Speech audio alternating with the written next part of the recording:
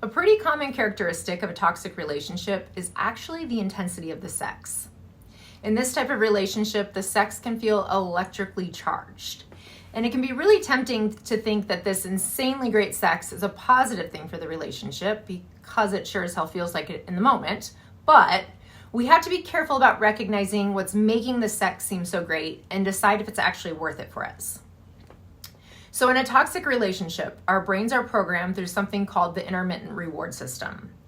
And the intermittent reward system works by delivering a reward at irregular or unknown intervals. Meaning the person seeking the reward is never quite sure when they will obtain it or even if they will. But because dopamine, our pleasure-seeking neurotransmitter, is activated simply by pursuing pleasure and not necessarily receiving it, we continue to put efforts into achieving this desired pleasure even if we don't get it every time. So it's a lot like playing a slot machine in Vegas with the flashing lights and promises of this potentially massive payout for only a small cost. With a slot machine, you keep putting in coin after coin after coin, not knowing when that payoff will come.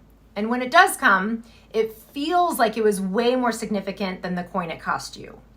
So just like a slot machine, your brain is going crazy with flashing lights and music and all of the things about the thought of being sexual with this toxic partner.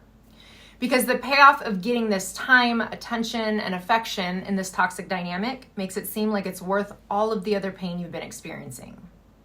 But awareness of what's happening in your nervous system can help you to recognize that this chaotic pattern is not good for you and not good for your mental health.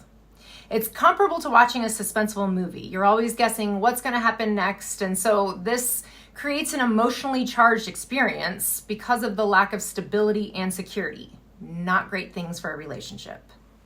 Keep in mind that while the sex might feel amazing and exciting, staying in this toxic relationship because of that sex definitely comes at a cost for your mental health and well-being.